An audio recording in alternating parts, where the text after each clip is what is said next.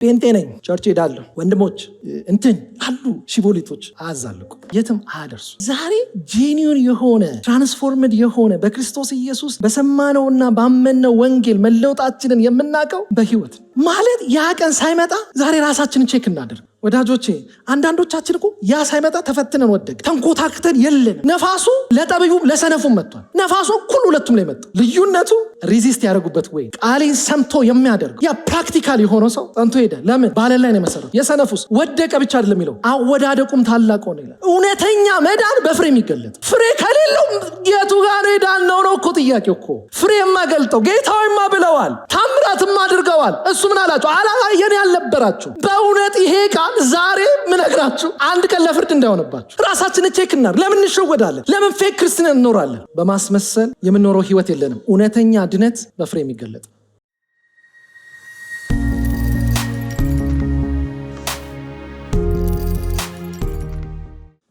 እንደምን አደራችሁ። የአምላካችን የእግዚአብሔር ስም የተባረከ ይሁን። የእግዚአብሔርን ቃል ደግሞ በዚህ ማለዳ ከእናንተ ጋር ለመካፈል እግዚአብሔርን እድል ስለሰጠን ጌታን አመሰግናለሁ። ባለፈው ሳምንት በእርግጥ እኔው ነበርኩኝ፣ ግን አብዛኛው ወደ ጸሎት ያደላ ነበር። ዛሬ ደግሞ አንድ የእግዚአብሔርን ቃል ክፍል እንመለከታለን። ሁላችንም በእግራችን ቆመን የእግዚአብሔርን ቃል እናነባለን። የማቴዎስ ወንጌል ምዕራፍ 7 ከቁጥር 24 እስከ 27 በቀደመው በመደበኛው ትርጉም ነው ማነበው።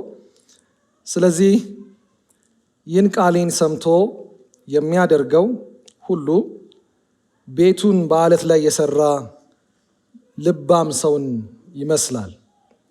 ዝናብም ወረደ፣ ጎርፍም መጣ፣ ነፋስም ነፈሰ፣ ያንም ቤት ገፋው። በአለት ላይም ስለተመሰረተ አልወደቀም።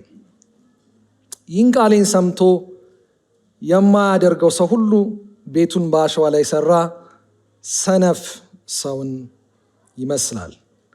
ዝናብም ወረደ፣ ጎርፍም መጣ፣ ነፋስም ነፈሰ፣ ያንም ቤት መታው፣ ወደቀም፣ አወዳደቁም ታላቅ ሆነ።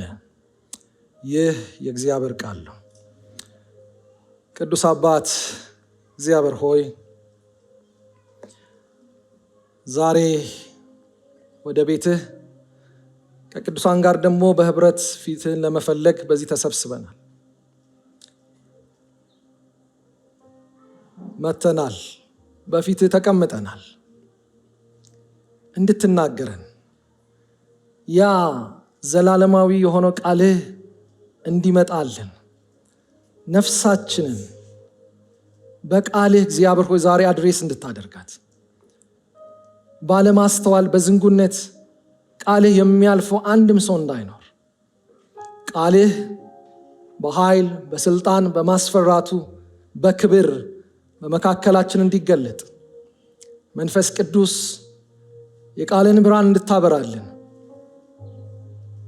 እንድትናገረን፣ እንድታስተምረን ደግሞ ለቃልህ ባለ ፍርሃትና መንቀጥቀጥ መገዛት ድምፅን እንድንሰማ እንደ ማለፊያ ዜማ እንዳንሰማ ከምናውቀው ሰው እንደምንሰማ እንዳንሰማ ትላንት እንደሰማነው ዛሬ እንዳንሰማ በፍጹም ማስተዋል፣ በፍጹም ፍርሃት፣ በፍጹም መገዛት ቅዱሱን አንተን መስማት እንዲሆንልን እያንዳንዳችን እንድትረዳን የቃል ፍርሃት ልባችንን እንዲገዛው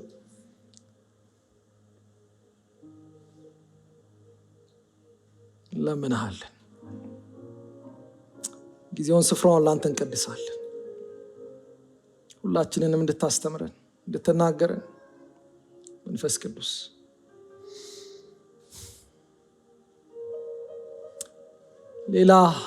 ሌላ ተስፋ የለንም።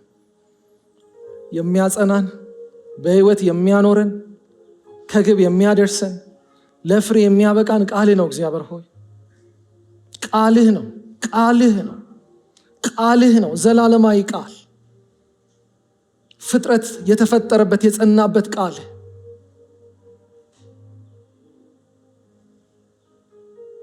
ካፍ የሚወጣው ቃል ከምንበላው እንጀራ ይልቅ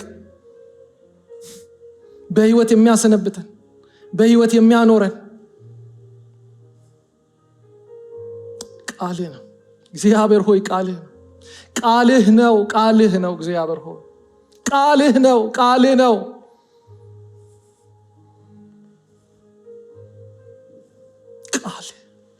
እግዚአብሔር ሆይ። ቃልህ እግዚአብሔር ሆይ ይምጣል፣ ይመርምረን፣ ይፈትሸን፣ ራሳችንን ያሳየን፣ ያለንበትን ያሳየን፣ ወዴት መሄድ እንዳለብን ያሳየን።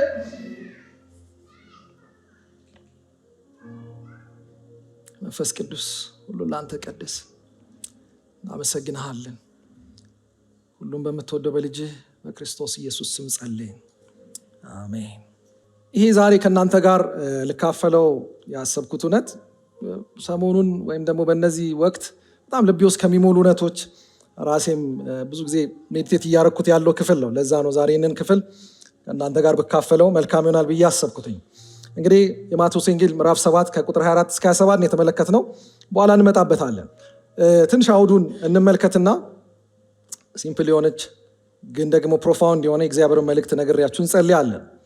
ይህ ክፍል የሚገኘው እንግዲህ ብዙዎቻችሁ እንደምታውቁት ከማቴዎስ 5 እስከ 7 በሚገኘው የተራራው ስብከት ማገባደጃ ወይም ደግሞ ኮንክሉዥን ነው። እኔ ዛሬ ማጠቃለያዋን ነው፣ የተራራውን ስብከት አይደለም ማሳያችሁ፣ ማጠቃለያዋን ነች እቺ ክፍል የምትመለከቷት። እንግዲህ ስለ ተራራው ስብከት ትንሽ እንደው ማለት ካስፈለገ ትንሽ ነገር ብል ደስ ይለኛል። ለምን እንደምትመለከቱት ስለዚህ ይህን ቃሌን የሚያደርጉ ሁሉ ቤቱን ብሎ ነው መዝጊያ ነገር ነው የሚሰጠው። ስለዚህ የተራራው ስብከት ብዙ ምናልባት ሚስ አንደርስታንድ ይደረጋል፣ ግን በታሪክ ብዙ መጽሐፍት ከተጻፈ የተጻፈው በተራራው ስብከት ላይ ነው። ብዙ ስብከት ከተሰበከም በተራራው ስብከት ላይ ይመስለኛል የተሰበከው። አይ ቲንክ እንግዲህ እግዚአብሔር ሲረዳን በዚህ ያለን አገልጋዮች እንደ ሲሪየስ አንድ ጊዜ ወስደን የተራራውን ስብከት ብናገለግላችሁ መልካም ይሆናል ብዬ አስባለሁ። ለምን በጣም ፕሮፋውንድ ስለሆነ ብዬ አስባለሁ። ግን ተራራውን ስብከት አንዳንድ ነገሮች እንመልከት።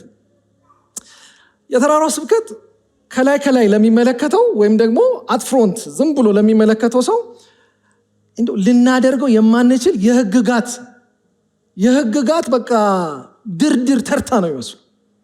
በጣም አይደል ስታዩት ነው። ብዙ ጭቅጭቅ አለ፣ ብዙ ክርክር አለ። አንዳንዶች በታሪክ የሚታወቁ ኢቭን የስነ መለኮት ሰዎች ይህንን ሰው ማድረግ አይችልም ሊያደርገውም አይችልም ብለው ኮንክሉድ አድርገዋል እና በፍጹም እንደዛ ሊሆን አይችልም እስከ ማለት ደረጃ ስታዩት የሚያስደነግጥ ማን ነው ያስብላል። ማለት ብፁዓን ብሎ ከጀመረበት ክፍል አንስቶ 7 እስኪዘጋው ድረስ ያሉትን ብትመለከቱ በጣም ከባድ መልእክት ነው።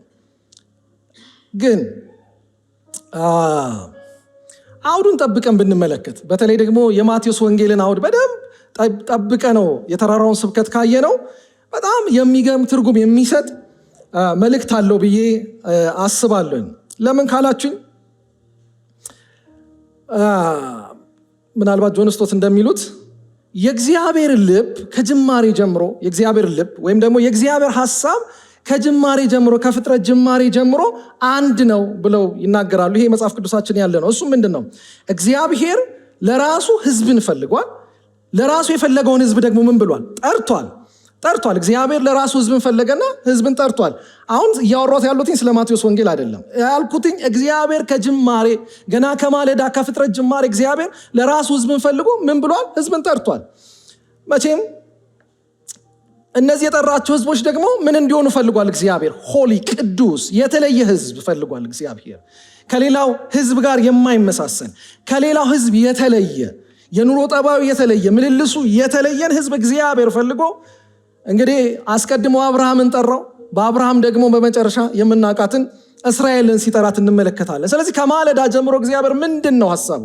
ሕዝብ፣ የራሱ ሕዝብ፣ የተለየ ሕዝብ፣ የእግዚአብሔር አገዛዝ የሚገለጥበት የእግዚአብሔር መንግስቱ የሚገለጥበት ከዛ ከነሱ አልፎ ደግሞ ለተቀረው ዓለም የሚሰፋ እግዚአብሔር መንግስትን ለዛ ደግሞ የሚሆነ ሕዝብን ሲጠራ እንመለከታለን።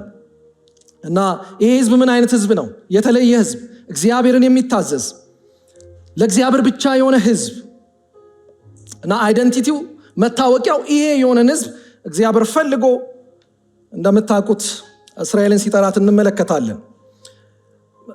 እስራኤል ከግብፅ እግዚአብሔር ሲያወጣቸው ዓላማው ሌላ አልነበረም። ይሄ ነው የምታስታውሱ ከሆነ ዘሌዋውያን 18 ከቁጥር 1 እስከ 4 እንደዚህ ይላል። እግዚአብሔር ሙሴን እንዲህ ብሎ ተናገረው፣ ለእስራኤል ልጆች እንዲህ ብለህ ንገራቸው፣ እኔ እግዚአብሔር አምላካችሁ ነኝ። እንደተቀመጣችሁባት እንደ ግብፅ ምድር ስራ አትስሩ። ስራ አትስሩ ሲል እንደሚያደርጉት አታድርጉ፣ የድሮ መደበኛው ትርጉም ማለት ነው። እኔም ወደ እርሷ እንደማገባችሁ እንደ ከነዓን ምድር ስራ አትስሩ፣ እንደነሱ አታድርጉ። በስርዓታቸውም አትሂዱ፣ ፍርዴን አድርጉ፣ በእርሷም ትሄዱ ዘንድ ስርዓቴን ጠብቁ፣ እኔ እግዚአብሔር አምላካችሁ ነኝ። ስለዚህ እስራኤልን ገና ከማለዳ ሲጠራት እግዚአብሔር ያስበው ምንድን ነው? የተለየ ህዝብ፣ አካሄዳቸው፣ ምልልሳቸው በዙሪያቸው ካለው ህዝብ የተለየ ህዝብ እንዲሆን እግዚአብሔር ከማለዳ ጀምሮ ህዝብን ለራሱ ሲጠራ እንመለከታለን። ስለዚህ የቀደመው እንኳን የማለዳውን ስትመለከቱ የእግዚአብሔር ሐሳብ ምንድን ነው? ለራሱ የሚሆንን ህዝብ መፍጠር ነው። እግዚአብሔር እንደምናውቀው ግን እስራኤል ይህን ማድረግ አልቻለች። ተደባለቀች፣ ተመሳሰለች። ለራሱ እግዚአብሔር ህዝብን ፈልጎ ነበር፣ ትእዛዝን ሰጥቷቸው ነበር፣ ፌል አረጉ። ያው ብሉይ ኪዳን ማለት ይሄ ነው ባጭሩ። እንዲመለሱ እግዚአብሔር ከእንደገና ነቢያትን ይልክባቸዋል። በተደጋጋሚ እግዚአብሔር ማስጠንቀቂያ ይልክላቸዋል። ያ መሆን ግን አልቻለም። እንግዲህ ይህንን ባክግራውንድ ታሳቢ ያደርጋችሁ ወደ ማቴዎስ ወንጌል እንምጣ፣ ወደዚህ ክፍል እንምጣ። እንግዲህ ማቴዎስ ወንጌል ላይ ደስ የሚለው ከወንጌላትን መጀመሪያ ስለሆነ አዲስ ኪዳናችሁን ገና ክፍት ስታረጉ የክርስቶስ ኢየሱስን የውልደት ታሪክ ካስነበበን በኋላ ወደ ምዕራፍ 4 ስትደርሱ ጌታ ኢየሱስ ከተጠመቀ በኋላ ወደ ፈተና ሲሄድ እንመለከተዋለን። በይፋ ግን አገልግሎቱን ሲጀምር የጀመረው በአንድ ቃል ነበረ። ምን የሚል? የእግዚአብሔር መንግስት ምን ብላለች? ቀርባለችና ንስሐ ግቡ የሚል የመጀመሪያው አንደበቱን የከፈተበት መልእክት ነው። ምን ማለት ነው? እግዚአብሔር አሁንም ያንን ሐሳቡን ያንን እቅዱን አልለወጥም። ህዝብን ይፈልጋል። የራሱ የመንግስቱን ህዝብ ይፈልጋል። የተለየን ህዝብ ይፈልጋል። ከሌላው ዓለም የተለየን ህዝብ ይፈልጋል። የኑሮ ጠባያ ምልልሱ የተለየን ህዝብ ይፈልጋል። በመቀደመው እስራኤል ያንን መፈጸም አልቻለችም። አሁን ግን ራሱ ንጉሱ የእግዚአብሔር ልጅ ኢየሱስ በምድር ላይ መጥቶ አንድ ነገር አወጀ። የእግዚአብሔር መንግስት ምን ብላለች? ቀርባለች። ቀርባለች ብቻ ነው ያለው? ኖ፣ የእግዚአብሔር መንግስት በመካከላችሁ ናት ብሏል። ኢናጉሬት አደረገው፣ መርቆ ከፈተው አዲሱን ኤራ፣ የእግዚአብሔር አገዛዝ የሰፈነበትን። አዎ በተፍጻሜት ወይም ደግሞ በፍጻሜ ሁሉን የምትጠቀልል የእግዚአብሔር መንግስት አለች። በክርስቶስ የመጀመሪያው መምጣት ግን የእግዚአብሔር መንግስት ምን ብላለች? ታውጃለች። እና ምንድነው ታዲያ ይሄ የሚያገናኘው ካላችሁኝ፣ የተራራው ስብከት ማለት የዚህ መንግስት ህዝቦች፣ የዚህ ኪንግደም ህዝቦች እንዴት መመላለስ አለባቸው ባጭሩ ማለት ይሄ ነው። ለእስራኤል ሰጥቷት ነበር፣ አልሰማችም። አሁን ግን ለአዲሱ ኮሚኒቲ፣ ለአዲሱ ማህበረሰብ በክርስቶስ ኢየሱስ እግዚአብሔር ከእንደገና ይህንን ትእዛዝ ይሰጣል። ምን? ይሄ ነው ይሄ ነው ይሄ ነው እያለ ይናገራል ማለት። ስለዚህ ሶስቱ ምዕራፎች የተራራው ስብከት ማለት የአዲሱ ይሄ ኒው ኮሚኒቲ እንዴት በእግዚአብሔር መንግስት ውስጥ መመላለስ እንዳለበት፣ እንዴት የእግዚአብሔር መንግስት በህዝቡ እንደምትገለጥ የሚያሳይ ክፍል ነው። ስለዚህ አሁንም ጥሪው ተመሳሳይ ነው። ምን አይነት ነው? እውነተኛ ተከታዮች ወይም የመንግስቱ ዜጎች እንዲለዩ ነው። አትኩራችሁ ካያችሁ የተራራው ስብከት የሆነ ንጽጽሮች አሉት። እንዲህ አይታችኋል፣ እንዲህ ሰምታችኋል፣ እዚህኛው እንዲህ አይደለም፣ እንደዚህ አይደለም፣ እንደዚህ አይደለም፣ እንደዚህ ያለ አዲስ የሚመስል ግን አዲስ ያልሆነ። አዲስ አይደለማ ኢየሱስ ክርስቶስ እኮ የህግና ነቢያትን ልሽር አልመጣሁም ማለት እዛው የተራራው ስብከት ላይ ግን ደግሞ አዲስ ምልክታን ሰጥቷቸው ከፍ ያለን ትርጉም ሲሰጣቸው እንመለከታለን። ስለዚህ የተራራው ስብከት አውዱ ይሄ ነው። የመንግስቱ ዜጎች እንዴት መመላለስ አለባቸው፣ የእግዚአብሔር መንግስት ዜጎች ከሌላው ዓለም በመለየት በምን አይነት መልኩ መመላለስ አለባቸው የሚል ሐሳብ አለ። በጣም ደስ የሚለኝ 6:4 ላይ ቃል በቃል እንደዚህ ይላል። በእርግጥ እሱ ስለ ጸሎት ነው የሚያወራው። እንደ አሕዛብ ምን አትበሉ፣ አትደጋግሙ ይልና ቁጥር 4 ላይ እንደዚህ ይላል፣ ስለዚህ አትምሰሏቸው የሚል ተመሳሳይ የሆነ ሳውንድ የሚያደርግ ከብሉይ ኪዳን ጋር አትምሰሏቸው እንዳለ ሁሉ እዚህ ጋር መጥቶ አትምሰሏቸው ይላል። ግን የተራራው ስብከት አትምሰሏቸው የሚለው ጎራዎች ሁለት ናቸው። አንድም በዙሪያቸው ያሉትን አሕዛብን፣ በሌላ መልኩ ደግሞ ሃይማኖተኛ የሆኑ ፈሪሳውያንና ጸሐፍትን ምን አትበሏቸው፣ አትምሰሉ። ሁለቱም ለእናንተ ሆኗቸው የምሰጣችሁ አዲስ ሕግ አለ እንድትመላለሱበት ብሎ ሲናገራቸው እንመለከታለን። ስለዚህ የእግዚአብሔር ሐሳብ አሁን ምን አላለም? አልተለወጠም። የእግዚአብሔር ሐሳብ ምንድን ነው? ሕዝብ። ምን አይነት ሕዝብ? የተለየ ሕዝብ። በምኑ? በሁሉ ነገሩ። በኋላ ጠለቅ እያልኩኝ ስገባ በደንብ አንደርስታንድ እያደረጋችሁ ትመጣላችሁ ብዬ አስባለሁ። ስለዚህ ወዳጆቼ የተራራው ስብከት በጣም ከበድ ይላል የሚሉ ሰዎች እውነታቸውን ነው፣ ቀላል አይደለም። የት ግን እንዳንፈጽመው የሆነ ርቆ የተሰቀለ ህግጋቶች ያሉበት ክፍል አድርገን ደግሞ ከሳልነው ይሄንን ትልቁን ምስል ሚስ እናደርገዋለን። የመንግስቱ ዜጎች አናኗር የሚለውን ሐሳብ ሚስ እናደርጋለን። እንደው ትምህርቶቹን ቀረብ ብለን ስንመለከታቸው በጣም ከባድ ናቸው። ፍጹም መታዘዝ ራዲካል የሆነ ትምህርት ነው ኢየሱስ ያስተማረው። አይን አሰናከለች በሉታ በጨርሱት ማለት እንደዚህ ተሰምቶ አይተው አይንን ያሰናካ አውጥተህ ጣላት። እጅ ነው ቁረጡ ማለት በጣም ያስፈራል፣ ያስጨንቃል። ስትሰሙት በጣም ኮምፕሊትሊ ራዲካል የሆነ ትምህርት ነው ያስተማረው። በቀደመው ሰምታችኋል። ወደ ሴት በቀደመው አታመንዝር ሲባል ሰምታችኋል። አሁንማ ከፍ ብሏል። ያየት ማለት ትምህርቶቹ በጣም ራዲካል ናቸው። ፍጹም መታዘዝን የሚፈልጉ ምናልባት ለሰሚም የሚጨንቁ ናቸው።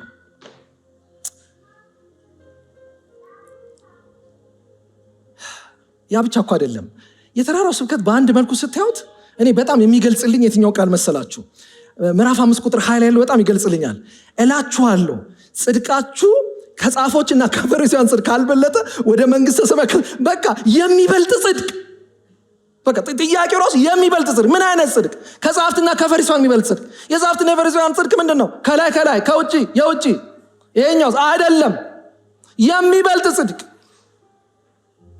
የጻፍትና የፈሪሳውያን ጽድቅ አይደል፣ የሚበልጥ ጽድቅ።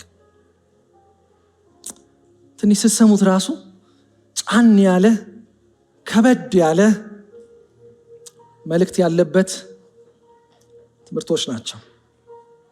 እኔ ደቀ መዝሙርነትን ከተራራው ስብከት ለይቻለሁ።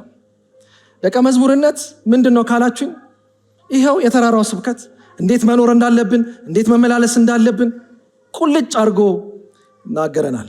የተራራው ስብከት እግዚአብሔር የሕዝብ ጥያቄ ነበረው ከማለዳው በክርስቶስ ኢየሱስ በሱ መምጣት የእግዚአብሔር መንግስት ታወጀች፣ ኢናጉሬት ተደረገች፣ ታወጀች፣ ተሰበከች።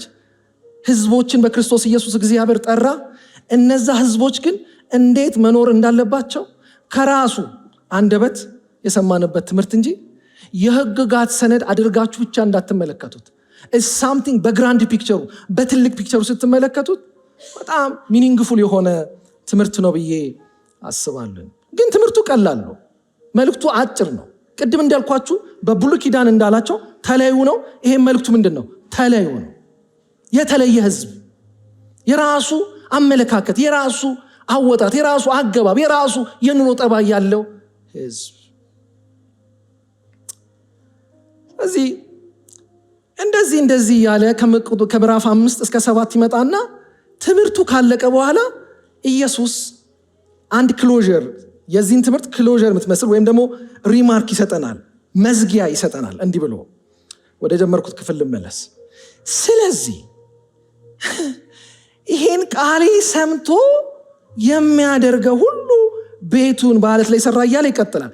ስለዚህ ይህን ሁሉ ካስተማረ በኋላ ስለዚህ ይሄን ቃሌ ሰምቶ፣ እኔ እንዳልኳችሁ የተራራውን ስብከት ላስተምር አይደለም የቆምኩት።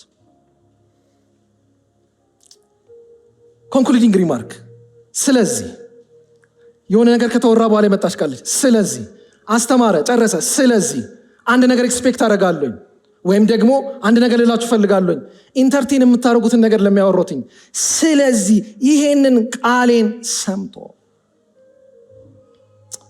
ምናልባት ይሄን ቃሌ ሰምቶ የሚለው በሁለት መልኩ ብናየው ደስ ይለኛል። አንደኛ ቅድም እንዳልኳችሁ ሙሉ የተራራውን ስብከት ግን ኢሚዲየት ኮንቴክስት አለች መፈልጋት ከቁጥር 15 ጀምሮ እሷ ደግሞ በጣም ወሳኝ ለሱ ትመስላለች። ስለዚህ ያላት ቃል ያመጣችሁ የተራራውን ስብከት ይሄን ቃል የሚለው የተራራውን ስብከት ያስተማሩ ሊሆን ይችላል። በኋላ ግን ትንሽ ከቁጥር 15 ጀምሮ ያለችውን ደግሞ ለማየት እንሞክራለን። ስለዚህ ይሄን ቃሌን ሰምቶ የሚያደርግ ሁሉ ቤቱን በአለት ላይ የሰራ ልባምም ሰው ይመስላል። ዝናብም ወረደ፣ ጎርፍም መጣ፣ ነፋስም ነፈሰ፣ ያንን ቤት ገፋው፣ በአለትም ላይ ስለተመሰረተ አልወደቀም። ይህን ቃሌን ሰምቶ የትኛው ኢየሱስ ያስተማረውን እነዛውን ሁሉ አወራን። ይህን ቃሌን ሰምቶ የማያደርገው ሰው ሁሉ ቤቱን በአሸዋ ላይ ሰራ ሰነፍን ሰው ይመስላል። ዝናብም ወረደ፣ ጎርፍም መጣ፣ ነፋስም ነፈሰ፣ ያንን ቤት መታው፣ ወደቀም፣ አወዳደቁም ታላቅ ሆነ ይላል። በቀጥታ ወደዚህ ክፍል እንግባ። እንግዲህ እዚህ ጋር የምንመለከተው እችን ክፍል ስንመለከት ሁለት ነገሮችን በትይዮሽ ወይም ደግሞ በማነጻጸር ያቀርብልናል። አንድ ልባም፣ አንድ ሰነፍ ያቀርብልናል። ግን ሁለቱም ልባምና ሰነፉን የጋራ የሚያደርጋቸው ነገር አለ። ልዩነታቸውን ደግሞ እናያለን። ከአውዱ ተነስተን በደንብ ይህንን ለመመልከት እንሞክራለን። የጋራ የሚያደርጋቸው አንድ ነገር ነው። ሁለቱንም እስቲ ፈልጉት። ምንድን ነው? እሺ አንድ ቤት መስራት። እሺ ሁለቱም የሆነ ቃል ተሰምቷቸዋል። ቃሉን ሰምተዋል። ቃሌን ሰምቶ ሁለቱም ጋር ቃሌን ሰምቶ ይላል። ያም ቃሉን ሰምቷል፣ ይሄም ቃሉን ሰምቷል። ልዩነታቸው ከዛ በኋላ ያለ ነው። ስለዚህ በትይዮሽ ሲያቀርብልን ሁለቱንም አንድ የሚያደርጋቸው ነገር ይህንን ቃሌን ሰምቶ ነው ብሎ የሚጀምረው። ለሰነፉም እንደዛ ብሏል፣ ለልባሙም ብሏል። ያው እንደዛ ነው የሚለው። ይህን ቃሌን ሰምቶ የማያደርገው አለው እንጂ ቃሉን ሰምቷል። የመጀመሪያውም ይህን ቃሌን ሰምቶ የሚያደርገው ነው ያለው። ስለዚህ ሁለቱም ቃሉን የሰሙ ሰዎች ናቸው። ይሄ ክፍል በጣም ትኩረት የሚፈልገው በአንድ መልኩ ነው። ተደጋጋሚ ቃላቶች አሉት። ማድረግ ማድረግ ማድረግ፣ አክሽን አክሽን አክሽን የሚል በተለይ ከቁጥር 15 ጀምሮ እንዳለ ስትመጡ እሱን ታነቡታላችሁ። እንግዲህ እግዚአብሔር ይረዳኛል፣ ጌታ ይረዳኛል። በጣም ከባድ ክፍል ነው። ይኸውላችሁ እዚህ ጋር ያቀረባቸው ሰዎች አንድ የሚያምንና አንድ የማያምን ሰው አይደለም። አንብሶ የሚሸወደው ቃሉን የሰማው የሚያምን፣ ቃሉን ያልሰማው የማያምን አይመስልም። የሆነ ክርስቲያንና ነን ክርስቲያን አድርጎ አይመስልም ካታጎሪው። ሁለቱም ዝም ብዬ ሳያቸው ክርስቲያንን የሚሉ ናቸው። ወይም ደግሞ እኛ በተለመደው ፕሮፌሲንግ ክርስቲያን የምንላቸው ክርስቲያንን ብለው የሚናገሩ አይነት ሰዎች ናቸው። ለምን? ሁለቱም ምኑን ሰምተዋል? ቃሉን ሰምተዋል። ምናልባት አንድ ቤተክርስቲያን ሊሆኑ ይችላሉ እነዚህ ሰዎች። ሁለቱም የቤተክርስቲያን አባላት ብላችሁ ሰዷቸው። ሁለት ቃሉን የሚሰሙ አባላት፣ ቃሉን የሚሰሙ ሰዎች ናቸው። መጽሐፍ ቅዱስን ያነባሉ፣ ወደ ቤተክርስቲያን የሚሄዱ፣ ስብከት የሚሰሙ፣ ምናልባት ጥሩ ጥሩ መንፈሳዊ መጽሐፍትንም የሚያነቡ ሰዎች ይመስላሉ። ሁለቱም ቃሉን የሚሰሙ ሰዎች ናቸው። ለምን? አይ ቲንክ የሆነ ዲፈረንስ እዚህ ጋር አናይም። ሁለቱም ቃሉን የሰሙ ሰዎች ናቸው። እና አንድ ሰው ሲናገር እንደዚህ አለ። ትዝ ይላችኋል መሳፍንት 12 ላይ ቁጥር 5 ትዝ የሚላችሁ ከሆነ ገላዳውያን ከኤፍሬም የመጣውን ሰውዬ ለመለየት ከኤፍሬም ነገር ነህ አምልጦ ሲሸሽ መጣና ከኤፍሬም ነገር ነህ ሲሉት አይደለውም አለ። አይደለም አሉ። በጣም ስማርት ናቸው የገላድ ሰዎች። ለምን? አንድ የሚያውቁት ነገር አለ። የምታውቁ ከሆነ ሺቦሌት ማለት አይችሉም። ምንድን ነው የሚሉት? ስ ነው የሚሉት። እስቲ በል ሲሉት ስቦሌት አለ ማለት ሺቦሌት በል ሲሉት ማለት አልቻለም። ያው ፕሮናውንስ ማድረግ አይችሉም። ያውቃሉ። ይህን ስለሚያውቁ ከኤፍሬም የመጣ ሰዎችን ቃል እንደማይል እስቲ በል ሲሉት ሽላለሁ ብሎ ስ ሲሉት ገደሉት ይላል እዛው ከኤፍሬም እንደመጣ። እና አንድ ሰው አንድ ጸሐፊ ሲናገር ምን ይላል? የዘመኑ ሺቦሌት ግን ማንም ማለት ይችላል። መዘመር ይችላል፣ ማስመሰል ይችላል፣ መናገር ይችላል። የዘመኑ ሺቦሌት አይከብድም አለ። በል ስትሉት ይላል። እንደዛኛው ስ አይልም፣ ስ አይልም። ሺቦሌት በልስቱልት ይላል። የኛ ሺቦሌቶች ምንድናቸው? ወንድም፣ ህብረት፣ ቦርናጌን ዳግም የተወለደ ብራዘር፣ ጸሎት የሚሉ እነዚህ ሺቦሌቶች ማለት እንችል ይሆናል። ሁለቱም እንደዛ ይመስሉኛል፣ እንደዛ ያሉ ይመስለኛል። ግን እዚህ ጋር ሁለቱን የሚለይ ነገር ግን ይመጣል። ሁለቱ የሚለዩበት ቀን ይመጣል። ሺቦሌት ማለት ትችላላችሁ፣ መስማት ይቻላል። አንድ ቦታ ልንሆን እንችላለን፣ ክርስቲያን ነን ብለን ክሌም ልናደርግ እንችላለን። ጌታ ኢየሱስ በሁለቱ መካከል ያለው ልዩነት ግን ቀጥሎ ይነግረናል። አንድነታቸው ሁለቱም ቃሉ ምን ያሉ ናቸው? የሰሙ ናቸው። ምናልባት እንዳልኳችሁ ብዙ የሚያመሳስላቸው ነገር አለ። ግን ሁለቱን የሚለይ አንድ ነገር መጣ። እሱ ምንድነው ካላችሁኝ፣ ንፋስ ይባላል። ዝናብ፣ ጎርፍ፣ ንፋስ መጣ። ዝናብም ወረደ፣ ጎርፍም መጣ፣ ንፋስም ነፈሰ። ሁለቱም በሰሩት ቤት ላይ መጣ። በነገራችን ላይ ምንም ልዩነት የለው፣ ሁለቱም ቤት ላይ መጥቷል። ግን ልባሙ ሰው ቤቱ በምንድን ላይ ነው የሰራው? በአለት ላይ። ቤትን በአለት ላይ መስራት በምንድን ነው የመሰለው ኢየሱስ? እዚህ ጋር በጣም አናወሳስበው። ቃሉን ሰምቶ ማድረግ፣ ቃሉን ሰምቶ መታዘዝ። ያኛው ግን ቤት በማይሰራበት ነገር ላይ ነው የሰራው። በምን? በአሸዋ። ይሄ ሰው ቤቱን በአሸዋ ሰራ ሲል ምን ማለት ነው? ቃሉን ሰምቶ የማያደርግ። መጽሐፍ ቅዱስ አጥኞች በብዛት የሚስማሙበት አንድ ትርጓሜ ነው ያለው። ይሄ ንፋስ የሚለው ወይም ደግሞ የመጣው ይሄ ማዕበሉ ንፋሱ በምን ይመሰላል? ከ15 ጀምሮ ያልኳችሁን አሁን እመለስበታለሁ። ስለ ጀጅመንት ነው የሚያወራው ይላሉ። በእርግጥም ነው። ምን አይነት ጀጅመንት? በቃ የዛን ቀን ይለያል። ፋይናል ጀጅመንት። አብረን ዘምረን ሊሆን ይችላል፣ አብረን እዚህ ክርስቲያንን ልንል እንችላለን። ግን ኦቶንቲክ ክርስቲያኒቲ፣ እውነተኛን ክርስትና ግን የሚለየው ያ ነፋስ ነው። እሱም የመጨረሻው ፍርድ ሊሆን ይችላል። በኋላ እመለስበታለሁ። ግን ወደ ቁጥር 15 ጀምሮ ወዳለው ሐሳብ አሁን ልምጣ። ከቁጥር 15 ጀምሮ እንደዚህ ይላል።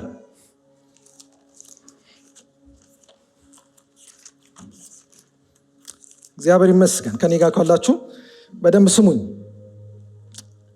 በውስጣቸው ነጣቂ ተኩላዎች ሆነው ሳሉ የበግ ለምድ ለብሰው መካከላችሁ በመግባት ከሚሸምቁ ሐሰተኛ ነቢያት ተጠንቀቁ። ከፍሬያቸው ታውቋቸዋላችሁ። ከሾህ ቁጥቋጦ ወይም ከኩርንችት በለስ ይለቀማልን? እንዲሁም ጥሩ ዛፍ ሁሉ ጥሩ ፍሬ፣ መጥፎ ዛፍ መጥፎ ፍሬ ያፈራል። ጥሩ ዛፍ መጥፎ ፍሬን፣ መጥፎም ዛፍ ጥሩ ፍሬ ማፍራት አይችልም። ጥሩ ፍሬ የማያፈራ ዛፍ ሁሉ ይቆረጣል፣ ወደ እሳት ይጣላል። ስለዚህ በፍሬያቸው ታውቃቸዋላችሁ። ልቀጥል። በሰማይ ያለውን የአባቴን ፈቃድ ሳይፈጽም ጌታ ሆይ ጌታ ሆይ የሚለኝ ሁሉ ወደ መንግሥተ ሰማያት አይገባም።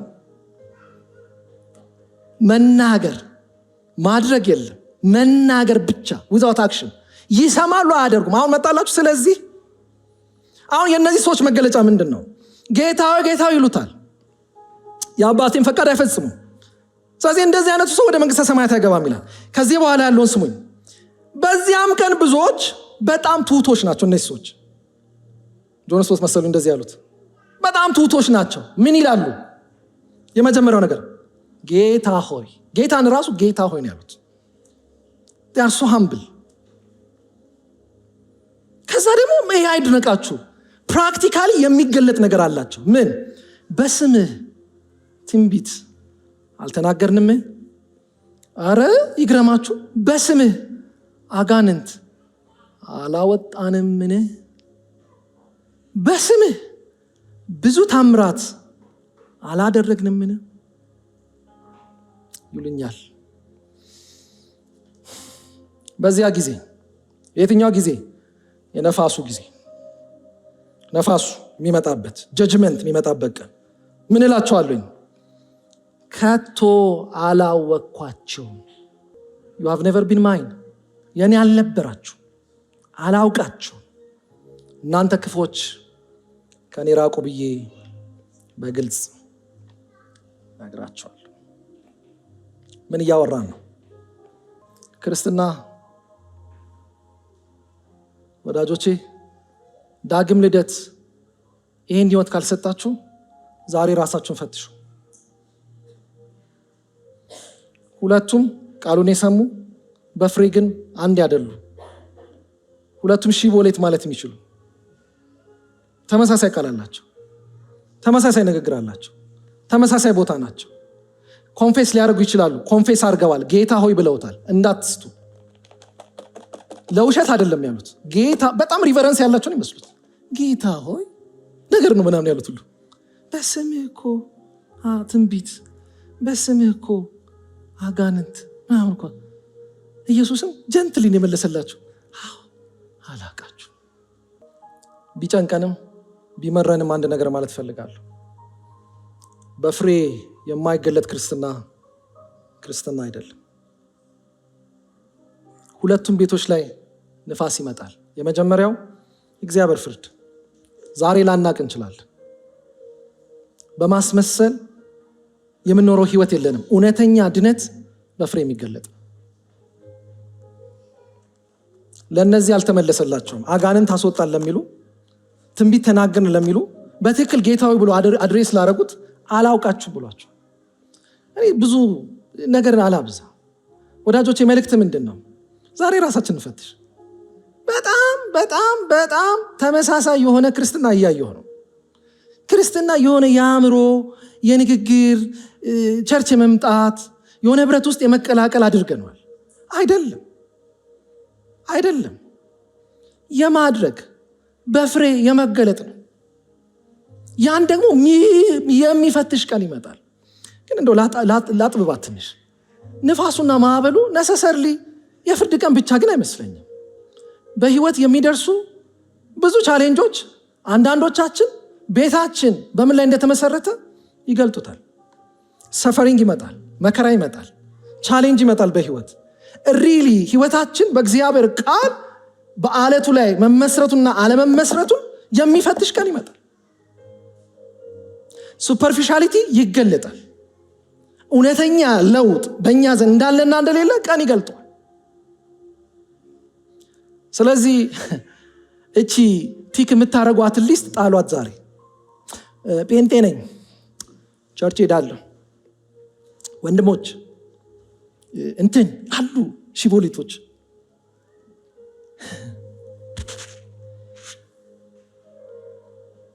አዛልቁ የትም አያደርሱ። ዛሬ ጄኒዩን የሆነ ትራንስፎርምድ የሆነ በክርስቶስ ኢየሱስ በሰማነውና ባመነው ወንጌል መለውጣችንን የምናውቀው በህይወት እየመረረን እንዋጠው። ዛሬ ማለት ያ ቀን ሳይመጣ ዛሬ ራሳችንን ቼክ እናደርግ። በኋላ ጥንቃቄ የሚፈልጉ ነገሮችን አሳያቸዋለን። ግን ወዳጆቼ አንዳንዶቻችን እኮ ያ ሳይመጣ ተፈትነን ወደቅ፣ ተንኮታክተን የለንም። የማይፈተን ህይወት የለም። ቻሌንጅ የማይመጣበት ህይወት የለም። ነፋሱ ለጠቢቡም ለሰነፉም መጥቷል። ነፋሱ እኩል ሁለቱም ላይ መጣ። ልዩነቱ ሪዚስት ያደረጉበት ወይ ነው። ቃሌን ሰምቶ የሚያደርገው ያ ፕራክቲካል የሆነው ሰው ጸንቶ ሄደ። ለምን? ባለን ላይ ነው የመሰረተው። የሰነፉስ ወደቀ ብቻ አይደለም የሚለው አወዳደቁም ታላቅ ሆነ ይላል። ምንድን ነው ልለው የፈለግኩት ነገር? ራሳችንን አናስት። የመጀመሪያው መልእክት ይሄ ነው። ራሳችንን አናስት፣ አንሸንግል። ክርስትና በፍሬ የሚገለጥ ነው። ቺፕ ግሬስ ምንለው አለ። ቺፕ ግሬስ ማለት የግሬስ ቺፕ የለውም። ይሄ ቦኖፈር የሚጠቀመው ቃል ስለሆነ ነው። ቺፕ ግሬስ ምን ማለት ነው? ምንም ዋጋ የማይጠይቅ ክርስትና፣ ፍሬ ብዙ ኤክስፔክት የማያደርግ ክርስትና፣ ዝም ብሎ ኮንፌስ ብቻ የሚያደርግ ጌታ ሆይ ጌታ ሆይ የሚል ምን ያደርግልናል? ለምን ራሴ ይሸነግላል? ለምን ራሴ ይሸውዳል? በቃ ቢመረኝም ዛሬ ልዋጡ። እውነት አሁን ይሄንን ለእናንተ መልእክት ብቻ ሳመጣ የምዘጋጀው ነገር ራሴን ቻሌንጅ በቃ ቢመረኝም ግን ክርስትና ይሄ ነው። ምን ማለት ነው? እውነተኛ መዳን በፍሬ የሚገለጥ ፍሬ ከሌለው የቱ ጋር ሄዳን ነው እኮ ጥያቄው እኮ። ፍሬማ ገልጠው ጌታውማ ብለዋል፣ ታምራትም አድርገዋል። እሱ ምን አላቸው? አላየን ያልነበራችሁ። በእውነት ይሄ ቃል ዛሬ ምነግራችሁ አንድ ቀን ለፍርድ እንዳይሆንባችሁ ራሳችንን ቼክ እናድርግ። ለምን እንሸወዳለን? ለምን ፌክ ክርስቲያን እንኖራለን? ፍሬ ከሌለ በህይወት የማይገለጥ ከሆነ ቼክ የማይመዘን ከሆነ ምንድነው ክርስትና? ሁለት ሰሚዎች፣ አንድ ግን ብልህ፣ በፍሬ የሚገለጥ በህይወት የሚገለጥ። ከዚህ ይመስለኛል አውዱን ጠብቃችሁ ስትሄዱ ኮንክሉዥኑ በጣም ኢሚዲየት ካልነው ኮንቴክስት ጋር ለእኔ በጣም አፒል ያደርጋል። ጌታዊ ብለዋል አላወኩም አላቸው። ለምን? በፍሬ አልተገለጡ። ምግባራቸው እንደዛ አይደለም። ለምን? ከላይም ስለ ሐሰተኛ ነቢያቶች እንደዛ ከፍሬያቸው ታውቋቸዋላችኋል። ማስመሰል ይችላሉ። ኦተንቲክ ነን ወይ? እኔ አሁን እየፈራሁ ነው። በየሚዲያው ምን ሰማው የክርስትና ቨርዥን ያስፈራኛል። ምንም ኮስት የማያረግ፣ ምንም ከኛ ዲማንድ የማያረግ። ለዚህ እኮ ነው የተራራ ስብከት ይሄ ምን ፈጽሞ አይደለም አሉ። ነው እንዴ? አይደለም። ይሄ እንደውም የአዲሱ ኮሚኒቲ የአዲሱ ማህበረሰብ ያኗኗር ዘይቤ ነው። አዎ ይጨንቃል። አውጣት አይነን ቁረጠው፣ በጠባቡ መንገድ ሂድ። ለምን? ሰፊው ፍጻሜው ምንድን ነው? ዲስትራክሽን ነው፣ ጥፋት ነው። ይሄንን ቃሌን የሚያደርግ ምን ማለት ነው? የደቀ መዝሙርነት ህይወት ያለው በፍሬ የሚገለጥ በቀጭኗ መንገድ የሚሄድ ግን በስራ በፍሬ የማይገለጥ ክርስትና ወዳጆቼ ክርስትና አይደለም። ምናልባት ጥንቃቄ የሚፈልገው ነገር ይሄ ነው። ኢየሱስ እያስተማረ ያለው በመልካም ስራ ስለሚገኝ ድነትና በመልካም ስራ ስለምንወርሰው መንግስት አይደለም። አንዳንዶች ይህንን ክፍል እንደዛ ተርጉመውት የጳውሎስ ወንጌልና ይገባቸዋል የኢየሱስ ወንጌል ብለው ይከፍሉታል። እንደዛ የሚባል ወንጌል የለም።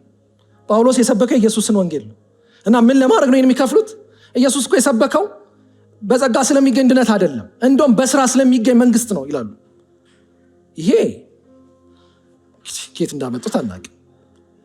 እኔ የሚመስለኝ ወይም ደግሞ ክፍሉን በደንብ ስትረዱት ሰው በእውነተኛ መዳን ከዳነ ሪሊ በመንፈስ ቅዱስ ከታደሰ እውነተኛ ድነት ካገኘ በፍሬ ይገለጣል ነው እንጂ በጥሩ ስራችሁና በመልካም ምግባራችሁ የምትወርሱት መንግስት አለ የሚል አይመስለኝም። እንደሱ አይነት ጽንፍ እንዳንይዝ ፈራለሁኝ። ለምን? እነሱም በጣም በዚህ ጽንፍ ሲሄዱ እንደዚህ አይነት የማይሆን ክፍፍል ውስጥ ስለገቡ ማለት ነው። ወዳጆቼ ድነናል። ጌታ ኢየሱስን አውቀነዋል። ሪሊ መንፈስ ቅዱስ ልባችንን ለውጦታል፣ ቀይሮታል። ፍሬ፣ የህይወት ፍሬ መስማት አይደለም ሰምቶ የሚያደርገው። በቃ ያስጨንቀን ይሄ ቃል። አሜን በሉ። ዛሬ እንፍቀድ። ያስጨንቀን፣ ያስጨንቃችሁ እናንተ። በቃ ህይወት እንዲህ መፈተሽ አለብን። we have to face እውነቱ ይሄ ነው። there is no cheap grace። ርካሽ ጸጋን ወንጌል ውስጥ አልተማርንም። በዋጋ መክፈልን ነው፣ በቀጭኑ መንገድ መሄድን ነው፣ ራስን መካድ ነው፣ መስማትን ነው፣ መታዘዝ ነው። አብሶሉት የሆነ ሰሬንደር፣ ፍጹም መታዘዝ ነው። ራዲካል የሆነ ቲቺንግ ነው ኢየሱስ ያስተማረው። በቃ ይሄ 90% የሚል ትምህርት የለውም ኢየሱስ። ወይ 100 ነህ ወይ 0 ነህ። አለቀኩ። በጣም የሚጨንቀው ለዛ ነው። ወይ 100% ትከተለዋለህ ወይ አትከተለውም። ግማሽ ትከተለው የጠራ ጌታ የለም። it's so radical። ይምረረን። እስቲ አሜን በሉ። ዛሬ በቃ እንዋጣት። ንፋሱና ማዕበሉ የሚገልጠው ቀን ይመጣል። ሰማይ እንገናኘውን አላቅም። አብረን አምልከን አብረን ዘምረን ብራዘር ተባብለን ሺቦሌስ ተባብለን እንዳንካካድ። ጋዲ ሲሪየስ ባይዘው ክርስትና ሲሪየስ ነው። የክርስቶስ ጥሪ ሲሪየስ ነው። ኮምፕሮማይዝ አላረገም። ፍሬ አላቃችሁ የሚል ጌታ ነው። በቃ ራስን ፈትሻ።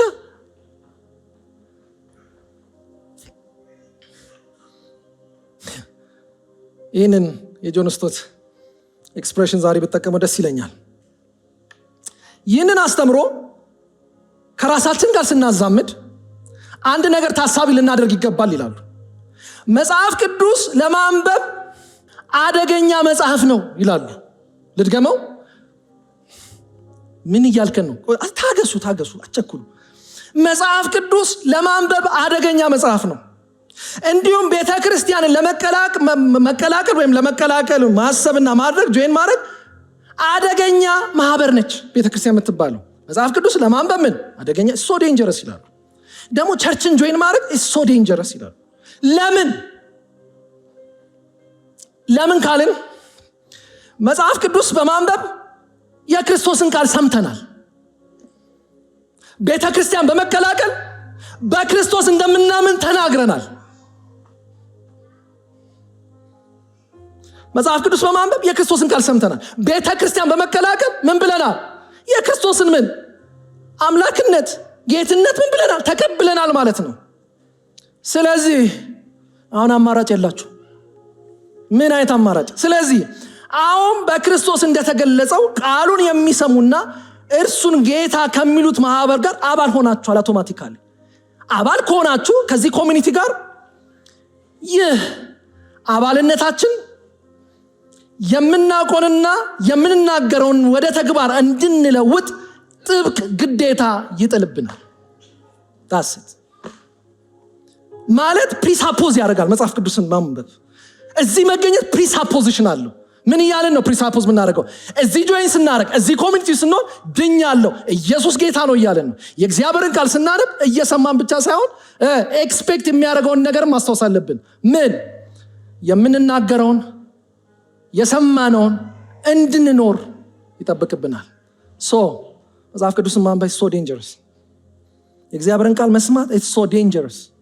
ይህን ኮሚኒቲ መቀላቀል ኢትስ ናት ቺፕ፣ ኢትስ ሶ ዴንጀረስ። ኮንፌስ እያደረጋችሁ ነው። ፍሬን የሚፈልግ መታዘዝን የሚፈልግ ኦቢዲየንስን የሚፈልግ ራስን መካድ የሚፈልግ በቀጨኑ መንገድ መሄድን የሚፈልግ ኮሚኒቲ ነው። ስለዚህ ጥያቄው አንድ ነው።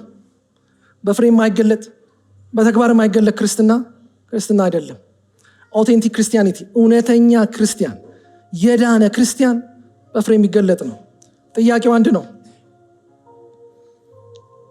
ኢየሱስን ነው የምናውቀው ወይስ ቮካብለሪውን ነው የምናውቀው? ማለት የክርስትና ቃላቶችን ነው የምናውቀው? ሪሊ ጌታ ኢየሱስን እናውቀዋለን? ከክርስቶስ ጋር እውነተኛ የሆነ ህብረት አለን?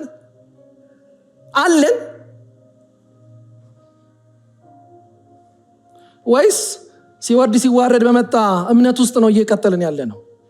ጄኑ ሪሌሽንሺፕ አለን? እውነተኛ የመንግስቱ ባህሪያት በእኛ ይገለጣል? ዲፈረንት የሆነ ህይወት አለ? የተለየ ምልልስ አለ? ክርስቶስ ኢየሱስ በህይወታችን ሕያው ነው? ከሁሉ በላይ በእርግጥስ ኢየሱስን ትወዱታላችሁ? ጥያቄው ይሄ ነው።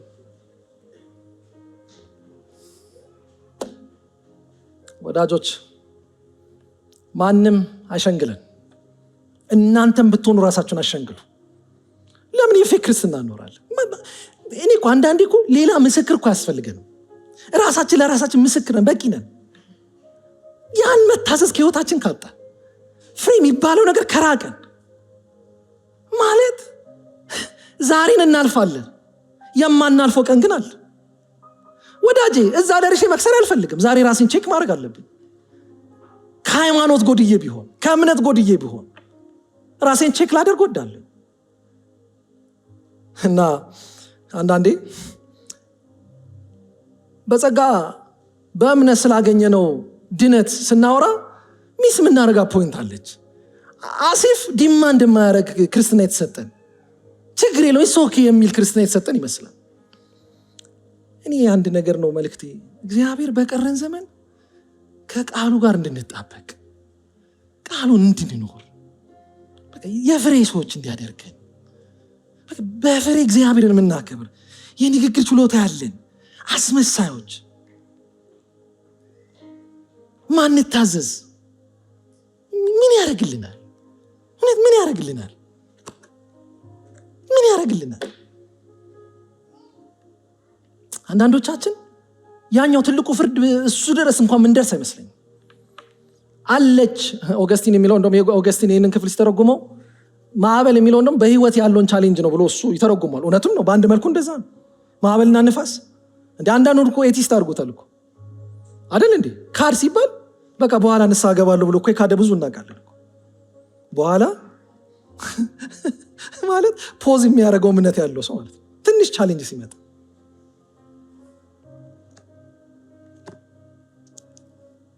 እግዚአብሔር ይርዳን። ሚስማማ ካለ አሜን የሚል ሰው አለ። ጄኒውን ክርስትና መድኃኒ በፍሬ የተገለጠበት አይነት ህይወት እንዲኖር ይፈልጋል።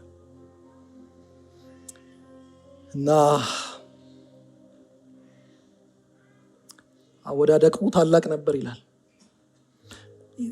ይከብዳል ለትርጉም ክፍል እንዳያችሁት ማለት ሁለት የሆነ ሴንስ አለው። አሁን አንዳንዶቻችሁ ቴዎሎጂካል አቋማችሁ እዛ ጽንፍ ከሆነ ይህን ክፍል በተርጉም ይከብዳችሁ፣ የግድ ሀፌ መምጣት እንዳለባችሁ ይሰማችሁ፣ እንድትጠይቅ ያደርገዋል። አወዳደቁ ታላቅ ነበር። ግን እንዲህ ብዬ ነገር ላጠቃል። ግን ይህ ህይወት አሁን እንደዚህ ማስጨነቅ ብቻ ሳይሆን ይህ የመታዘዝ ህይወት እመኑኝ በራስ ጥረትም ደግሞ አይመጣም። ሌጋሊስቲክ እንድትሆኑ አይደለም ይህ መልእክት የምንሰጣችሁ።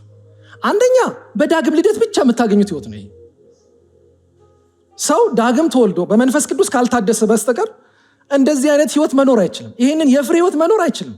በጣም አስጨናቂ ናቸው የክርስቶስ ኢየሱስ ትምህርቶች። ግራህን ቀኝ ስጥ እለው በቀላል አይደሉም ትምህርቶቹ። አንድ ምዕራፍ እንድትሄድ ለሚጠይቅልህ ሁለተኛውን ጨምርለት፣ አንዱ ራሱ ግማሽ ነው ማድረጉ። ትቀልዳለን። ይካንት አትችሉትም። ግን የሚገርማችሁ ክርስትና የአይደንቲቲ ለውጥ ነው ማለት በቃ የማንነት ለውጥ ስለሆነ በትግልና በመከራ ሳይሆን የምታደርጉት በእግዚአብሔር ጸጋ በተለወጠ ማንነት ግን ትኖሩታላችሁ። ያ ደግሞ ምን እንለዋለን? የመንግስቱ ዜጎች ሆንም ማለት ነው። we are different። ኑሯችን የተለየ ነው። ምልልሳችን የተለየ ነው። አቆጣጠራችን የተለየ ነው። ንግግራችን የተለየ ነው። አወጣጥ አገባባችን የተለየ ነው። በጣም ዩኒክ ህዝብ ነው ይሄ ህዝብ። ግን ያው ደግሞ አለማወቅ ብዙ ጊዜ ስለሚያጠቃን ማለት ነው። ስለዚህ ወዳጆቼ በራስም ጥረት እንድትገቡ አይደለም ይህን መልእክት የምሰጣችሁ። በክርስቶስ ኢየሱስ ባገኘነው ህይወት በመንፈስ ቅዱስ እርዳታ የምንኖረው ክርስትና እንደሆነ ላስታውሳችሁ እወዳለሁ። አድሜ በዚህ ማለዳ ምንድን ያልክን ግራ ገባን ለምትሉ፣ ኧረ ብዙ ግራ ያግባችሁ። ግልጽና አጭር ነው። ዳግም የተወለደ ሰው ህይወቱ በፍሬ ያስታውቃል። ፍሬ ከሌለው ዛሬ ራሱን ይጠይቅ ሰው። ሆነስትሊ ስፒኪንግ ኃጢአትን እንደ ውሃ እየጨለጠን የእግዚአብሔርን ቃል ባለመታዘዝ እየተመላለስን ምንድን የገባን ወንጌል ሴንሲቲቪቲውን እያጣን ባለፉ ሳምንታት እንደተናገር ነው እግዚአብሔርን መፍራት የሚባል ከልባችን ተወስዶ እንደፈለግን እየኖርን አመ ክርስቲያን ሺቦሌዝ ጥሩ ቃል ወድጃታለሁ። እጅ ማለት ሺቦሌት ማለት ነች ልትሏት ትችላላችሁ። ትሸመደዳለች። መዝሙር ይሸመደዳል። ብዙ ነገር ይሸመደዳል። እንዲሁም ባይዘው እንዲሁም በጣም እንደዚህ አይነት የተወጠረ ቃላት ያላችሁ ሰዎች ይጠራጠራሉ አንዳንድ ጊዜ ኬት እንደሚያመጡ ብራዘር አንዳንዴ እንደዚህ አይነት ጴንጤዎች ገጥሟቸው አያውቁም? ኬት ደስ ይላሉ። በእርግጥ ደስ ይላሉ እኮ ያልችልበትም እንጂ ከፍ ብለሻል ማለት ራሱ እኮ ፓፕ ለማድረግ የሚቸግሩኝ ሰዎች አሉና ጌታ መልካም ነው ከፍ ብለናል። ተረጋጋ፣ ጀስት ውረድ። ክርስትና የቮካብለሪ ጉዳይ አይደለም። የሚያምር ቃል አይደለም። ዛሬም ቆፍጠን ያለችውን የማለዳዋን ክርስትና እግዚአብሔር ይስጠን። በህይወት መገለጥ፣ በፍሬ መገለጥ፣ እግዚአብሔርን የመታዘዝ ህይወት፣ ራዲካል የሆነ ፍጹም እግዚአብሔርን መከተል፣ ነገ በፊቱ የማናፍርበትን ህይወት ልንኖር፣ ንፋሱ ሲመጣ ማዕበሉ ሲመጣ የማይጥለው ቤት፣ በአለቱ ላይ የተመሰረተ በእግዚአብሔር ቃል ላይ የተመሰረተ ህይወት። እኔ እኮ አንዳንድን ሰው ነገ እንደምናጣው በጣም እፈራለሁ በእውነት። አንዳንዱን እኮ ከባድ ማዕበል እኮ አይደለም እንደው የድሎት ማዕበል እኮ ይዞት ይሄዳል እኮ። የለም ተው የመከራማ እሱ እንጃ ስንቶቻችን እንደምንኖር እግዚአብሔር ወቀው። እንደው ትንሽ ቢመጣ አንዳንዶቻችን የድሎት እኮ የድሎት ማዕበል ማለት ትንሽ ገንዘብ ሲያገኝ ልቡ አብሮ ከፍ የሚል ሰው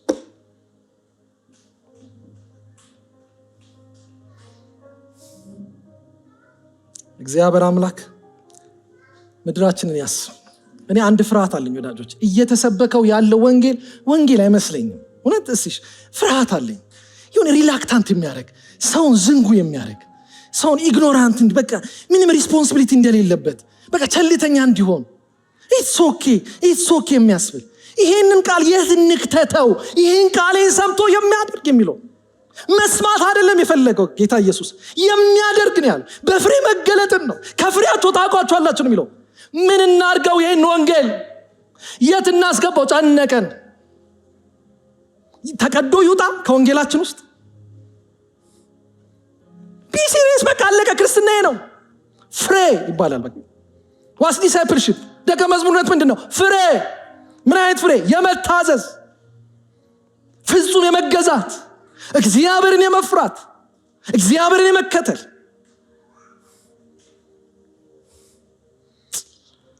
እግዚአብሔርማ ይዞናል። በእነዚህ ሳምንታት በእውነት እኔ ራሴ እየተናገርኩ ይታወቀኛል። ይዞናል።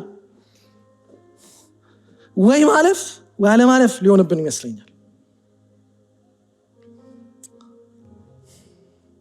ቀደም ስንጸልይ በውስጥ የሚመጣውን ዲዘርንመንት በዚሁ ላካፍላችሁ። አንድ ዲዘርን የማደርገው ነገር አለ በእኛ መሃል፣ በእኔም ሊሆን በእያንዳንዳችን ህይወት። በጣም የኤክስኪውዝ ሰዎች ሆነናል። ለድካም ኤክስኪውዝ፣ ለስንፍና ኤክስኪውዝ። ደግሞ ከኤክስኪውዝ ራሳችን አንወስደው። እንትን ስላረጉኝ ነው፣ እንትን ስለሆነ ነው፣ ለምን እንትን አልክ፣ በቃ እነሱ እንትን። አንዳንድ ሰው አሰሙት ከቸርች ራሱ ሆን ብሎ ይጠፋና ራሱ ሆን ብሎ ይደበቅና ሰው ተደብቆ ለምን አልፈለጋችሁኝ ይላል። እስቲ እግዚአብሔር እንዴ ሆን ብያለሁ የገባሁት ምንድን ነው ማለት? ሁል ጊዜ ኤክስኪውዝ፣ ለህይወታችን ኤክስኪውዝ፣ ላለመታዘዝ ኤክስኪውዝ አለ። የእግዚአብሔርን ቃል እሺ ላለማለት ኤክስኪውዝ አለ። በቃ ኤክስኪውዛችንን ዛሬ እንተው። በቃ ቃሉ ጋር እንጋፈጥ። ራስን ተው። ክርስትናን ማንም አይኖርላችሁ። ስለ እናንተ የሚጠየቅ ሰው አንድ ሰው የለም። ፓስተራችሁ አይጠየቅ። ቢጠየቅ መግባል አልመገብክም እንጂ ከእናንተ እኩል አይቆምላችሁ። አብርሽ እስሽ ይናገርልኝ አትል እንትና ቆይ አለኝ ተጠሪ የለም። ከዚህ ጳውሎስ ስለዛ ነው እኮ በማ አይደለ በዛ ፍርድ ወንበር አንድ ቀን ትቀርባላችሁ፣ በዛ እይታ ኑሮ የሚለን አንደኛ ቆሮንቶስ 5 ላይ ያንን ኢንቱ ፐርስፔክቲቭ ውሰዱት። አንድ ቀን የሚባል ቀን አለ ይላል። ይቅርብን፣ በቃ ጌታን እንከተል፣ ኮተትን ጣል።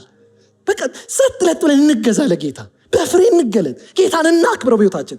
የቀደመውን ክርስትና እግዚአብሔር ይመልስልን። የኤክስኪውዙን አይደለም፣ ይህ ሰበብ የሚያበዛውን አይደለም፣ ቆረጠኝ ፈለጠኝ የሚለውን አይደለም። እግዚአብሔርን የሰር የሚል ቃሉን የሚታዘዝ ቃሉን የሚሰማ የሚያደርግ በቃ ነው የሚያዋጣ። ለህይወት የሚሆነን እሱ ነው። ካልሆነ ወዳጆቼ ሺቦሌስ እያልን ነው፣ እያስመሰልን ነው። ቃሉን ለምደን ነው እንጂ በእኛ ውስጥ እውነት ዳግም ልደት የሆነ አይመስለኝም። ለቃሉ ሪቨረንስ ከሌለው ሰው፣ ፍርሃት ከሌለው፣ ነገርን ማገናዘብ ካቆመ፣ ኃጢአት እንደፈለገ መጨለት ከሆነ፣ የህይወት ምልልሱ አለመታዘዝ ከሆነ መታወቂያው ምንድነው? ወዴት ሊካሄድ? ይቅርብኝ፣ ይህ ክርስትና ይቅርብኝ። ዛሬ ለዚህ 80 ዓመት አይደለም በምድር ላይ የምኖረው፣ ዘላለም የሚባል ነገር አለ። ላፍርበት የማልፈልገው ጌታ አለ። አምና ፐርፌክት ፍጹም አይደለም፣ ድካም አለ። ድካሜንም ቢሆን መጥቼ ነግረዋል፣ ውድቀቴን ለሱ ነግረዋል። የምትስማሙ ከሆነ አሜን በሉኝ። አይኖ ማውራው ነገር አሜን የሚያስፈል አይደለም፣ ግን ምርር ይበለን በቃ ዛሬ እውነት ይሄ በስጋ ወኔ እንድታደርጉት አለም ነግሬያችኋለሁ። በእግዚአብሔር መንፈስ እርዳታ የሚሆን ነው። አቬሌብል ግን እናርግ በእውቀት ራስን መመርመር የሚባል መፈተሽ የሚባል ነገር አለ። አወዳደቁ ታላቅ ሆነ፣ ኧረ እግዚአብሔር ይሰውረን፣ አሜን በሉ።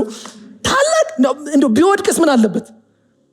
ራሱ ያወዳደቅ እኮ አይነት አለ። ታላቅ አወዳደቅ፣ የሮማ አወዳደቅ ማለት ሮማ ዓለምን ገዝታ አሁን እኮ ግሪክ ስትሄድ ታስቃለች። የሆነች አንድ ሀገር ነች እኮ የሆነች ምንም በቃ አንድ ሀገር ሆናለች። ዓለምን የገዛች ማለት ወደቀች አይደለም የተባለው። እሷ ታላቅ አወዳደቅ እኮ ነው የወደቀችው።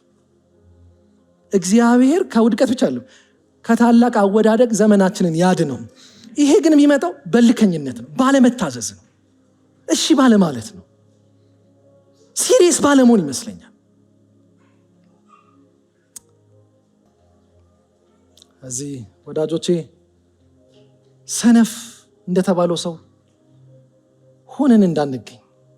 ሰነፉ ሰውዬ ምንድነው? ቃል የመስማት ችግር የለበትም። ቸርች የመምጣት ችግር የለበትም። የመዘመር ችግር ባሉት የለበትም የምትሉ እናንተ የምትሉት እንስማማ።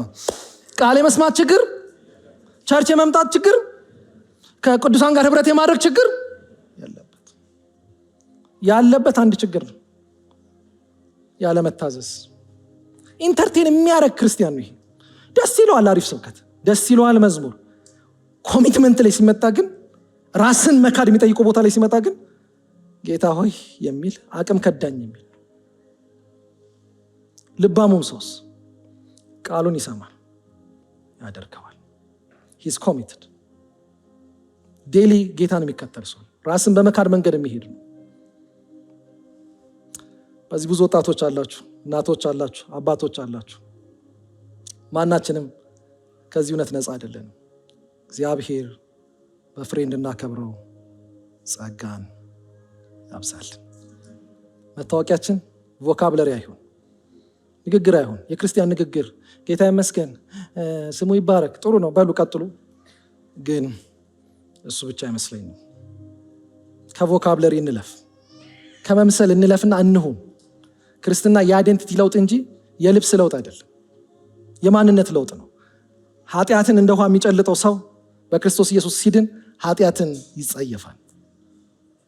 እግዚአብሔርን የማያከብር አመፀኛው ሰውዬ ዛሬ ለእግዚአብሔር ይገዛል።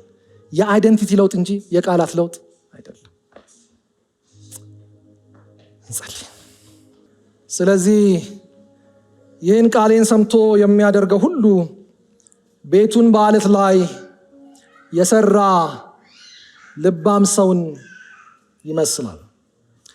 ዝናብም ወረደ፣ ጎርፍም መጣ፣ ንፋስም ነፈሰ፣ ያንን ቤት ገፋው። በአለት ላይ ስለተመሰረተ አልወደቀም። ይህን ቃሌ ሰምቶ የማያደርገው ሰው ሁሉ ቤቱን በአሸዋ ላይ ሰራ ሰነፍ ሰው ይመስላል። ዝናብም ወረደ፣ ጎርፍም መጣ፣ ንፋስም ነፈሰ፣ ያንን ቤት መታው፣ ወደቀ፣ አወዳደቁም ታላቅ ሆነ።